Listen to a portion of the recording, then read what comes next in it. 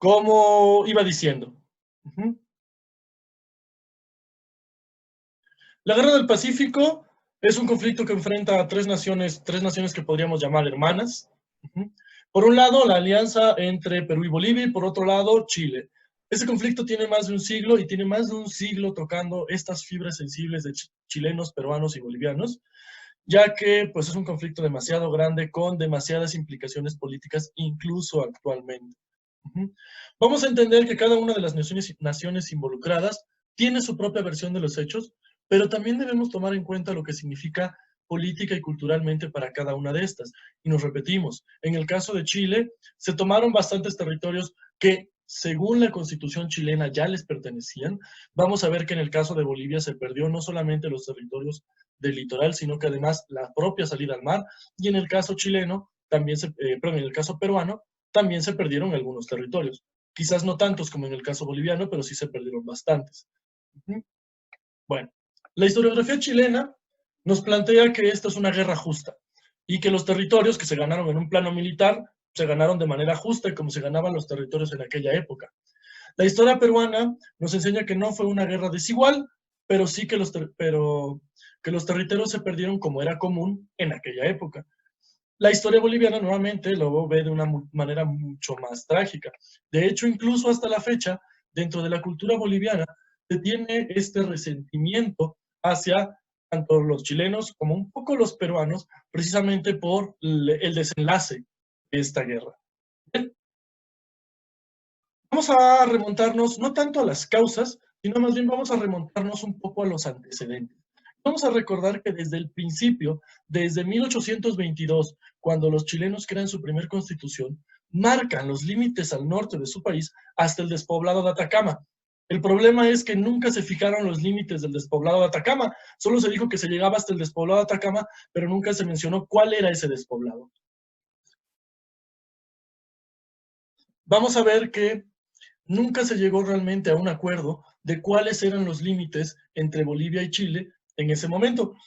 Si bien un poco se intentó hacer en 1866 un tratado limítrofe que fijaba finalmente la frontera en el paralelo 24 sur, realmente nunca se respetó mucho y nunca se tuvo mucha idea de cuál era ese límite, de cuál era ese paralelo.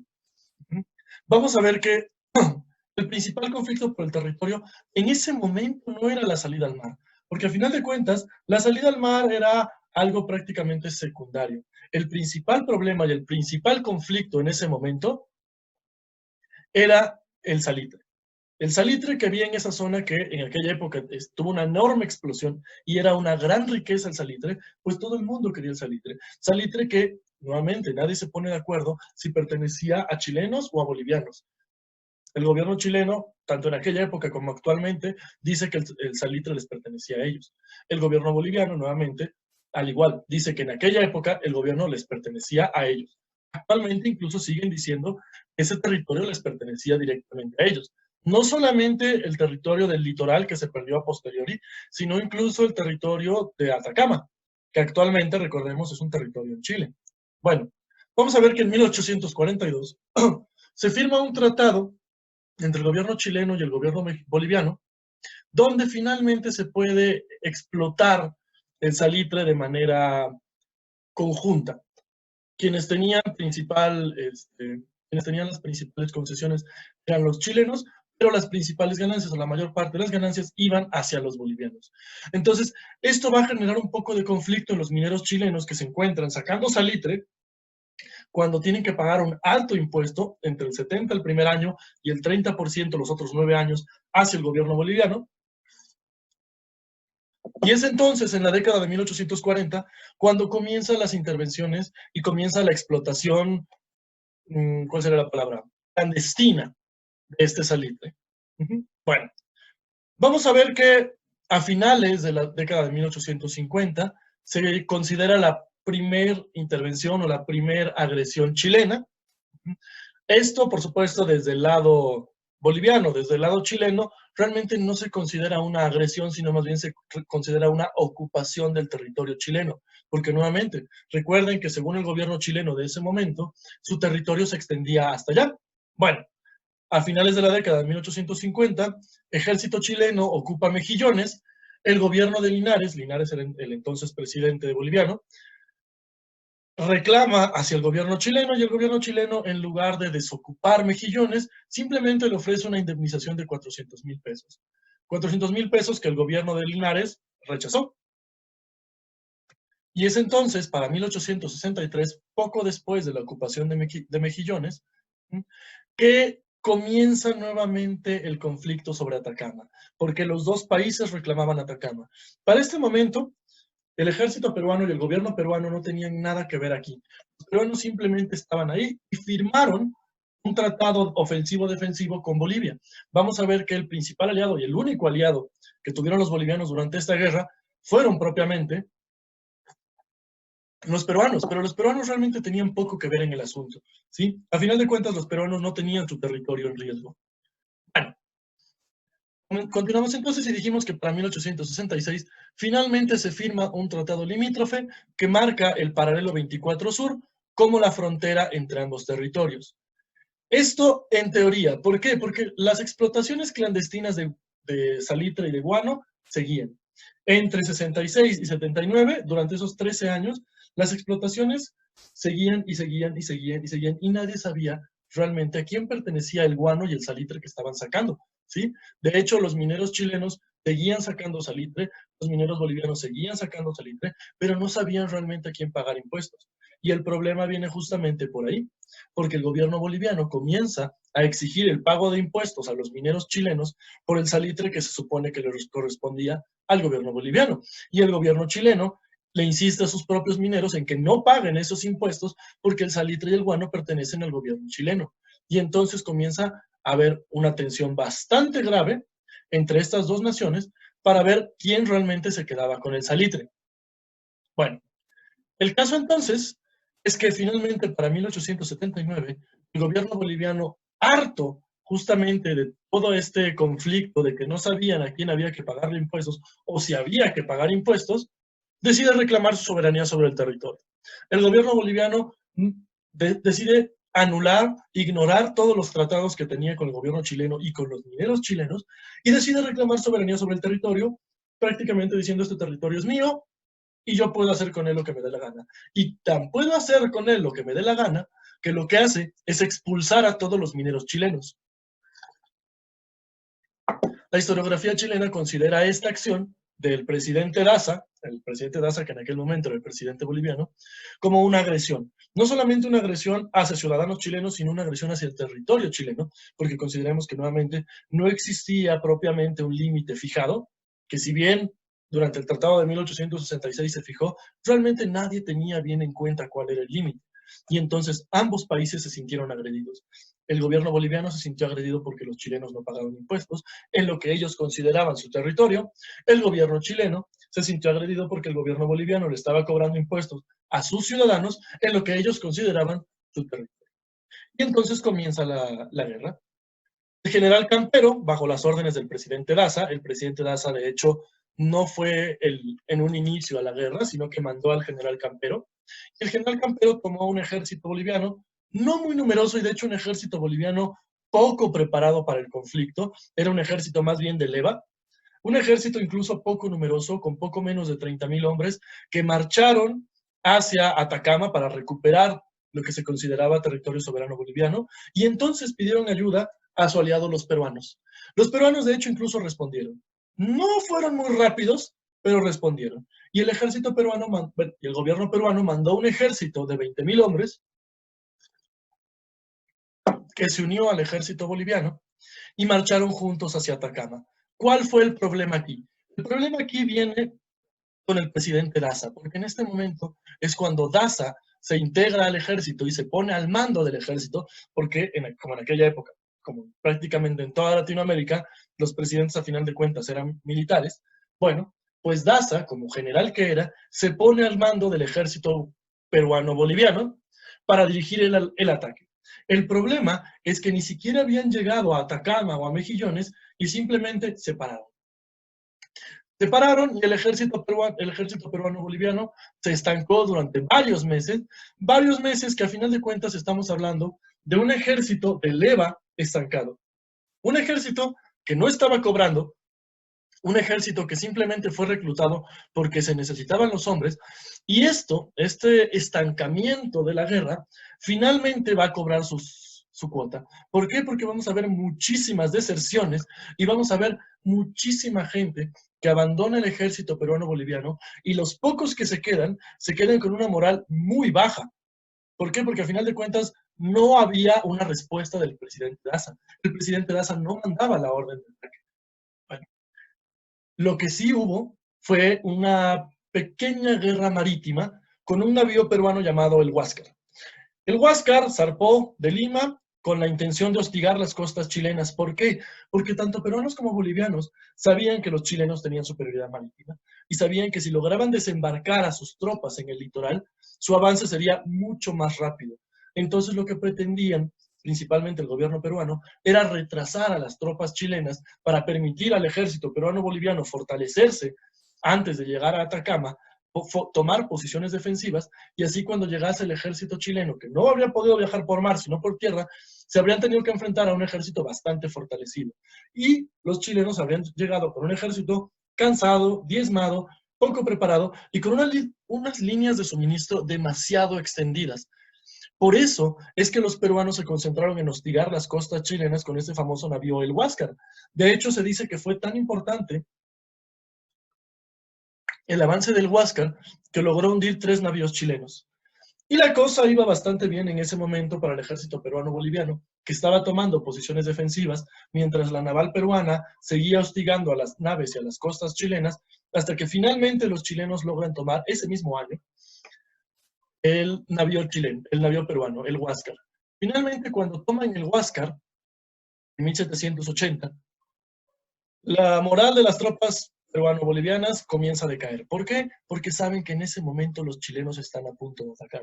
Chilenos que tienen un ejército bastante más preparado, bastante mejor armado y que tienen un ejército profesional. A diferencia del ejército boliviano, que por más numeroso que fuera, de 30.000 hombres, era un ejército de leva, que no tenía la preparación para el combate. Y no solo eso, sino que además el ejército boliviano ya había sufrido muchísimas deserciones. Y entonces de los 30.000 hombres que marcharon al principio, quedaban poco más de 15.000. 15.000 bolivianos y otros 20.000 peruanos que marcharon a enfrentarse también a los chilenos. Cuando finalmente cae el Huáscar, se dan cuenta de que el ejército chileno cuenta con 60.000 hombres bastante mejor preparados, bastante mejor entrenados y más armados, que ahora pueden desembarcar directamente sobre ellos.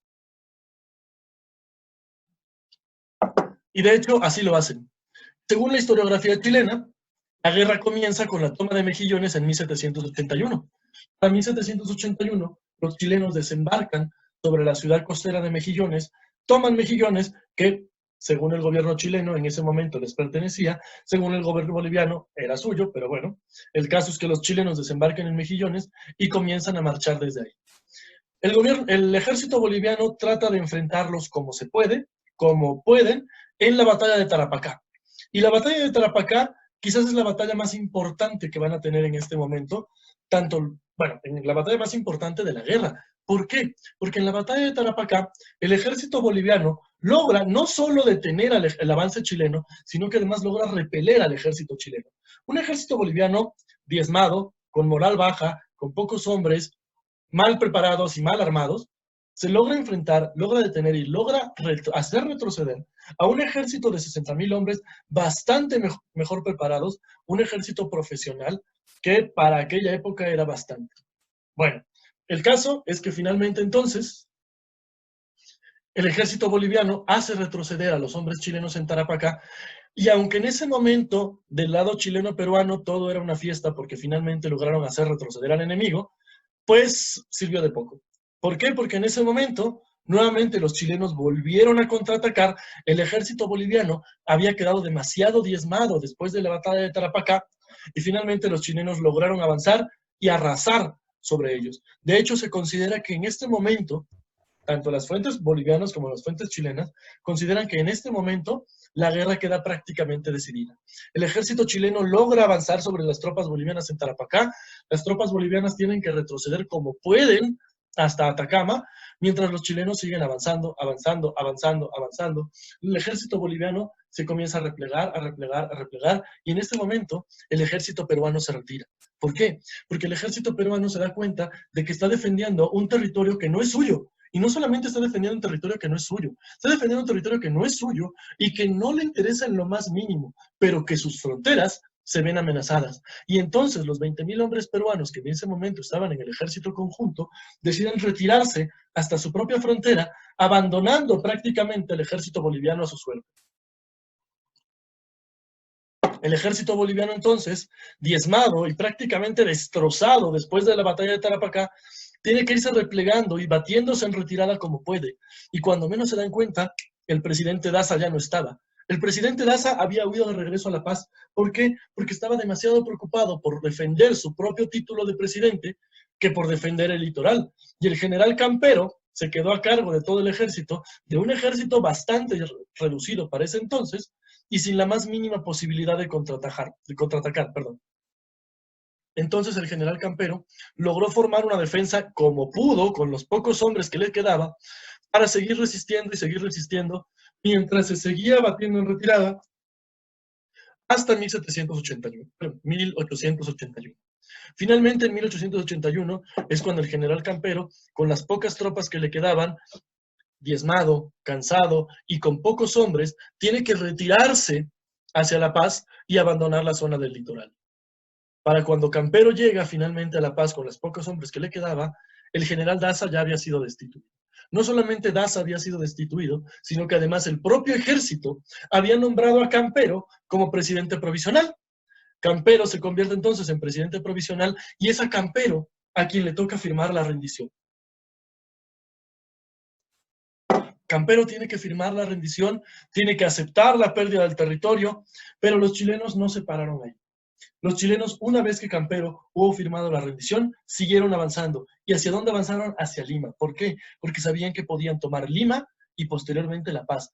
Los chilenos sabían que tenían suficiente fuerza militar para terminar de destrozar al ejército peruano y al ejército boliviano y avanzar y tomar todavía más territorio. No lo hicieron, pero podían haberlo hecho. Finalmente entonces se cierra la frontera que se conoce actualmente entre Chile, Perú y Bolivia, con la firma y la rendición del general Campero. Y de hecho, Campero fue presidente provisional durante un par de años, y en ese par de años tuvo que sofocar él mismo varias revueltas de los propios bolivianos que intentaban recuperar el territorio. No porque Campero tuviera una actitud derrotista, sino más bien porque Campero se daba cuenta de que si se hacía una revuelta, de que si se hacía un intento de recuperar el territorio, no tendrían oportunidad de enfrentarse contra el ejército chileno y estarían todavía más en desventaja y los chilenos ocuparían todavía más territorio. Por eso es que el general Campero tuvo que sofocar las revueltas en su propio país. Y bueno, esta sería la relación general de la Guerra del Pacífico. Pero aquí vamos a mencionar un punto muy importante. Y vamos a ver que a final de cuentas, la Guerra del Pacífico fue un conflicto entre tres naciones y donde existen tres versiones de la historia. ¿Por qué? Porque nuevamente, recuerden que la historia no tiene solamente un punto de vista, no existe solamente una historia, existen siempre varias versiones de la historia. Y en este caso, al ser un conflicto tan presente y un conflicto que toca tantas sensibilidades, vamos a ver que existen muchas versiones de la historia. Ojo, no es que existan versiones de que ocurrieron cosas distintas. ¿Por qué? Porque tanto la versión peruana como la versión chilena como la versión boliviana coinciden en los eventos. Lo que no coinciden es en la perspectiva en la que se vieron los eventos. Porque, por solo poner el ejemplo de la batalla de Tarapacá, mientras los chilenos consideran la batalla de Tarapacá una derrota previa a una gran victoria, los bolivianos lo consideran una victoria heroica y una victoria pírrica, porque el ejército boliviano quedó tan diezmado después de la batalla que ya no pudo defender el resto de la guerra.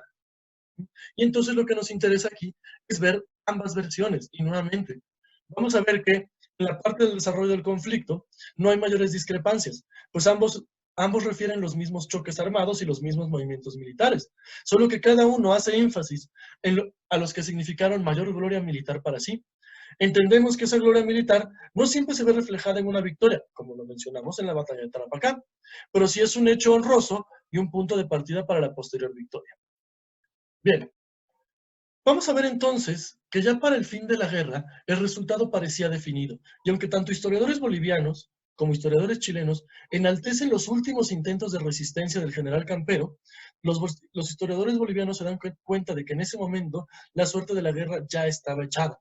En este momento ya todos se ponen de acuerdo que aunque la guerra no había finalizado, la victoria favorecería a los chilenos.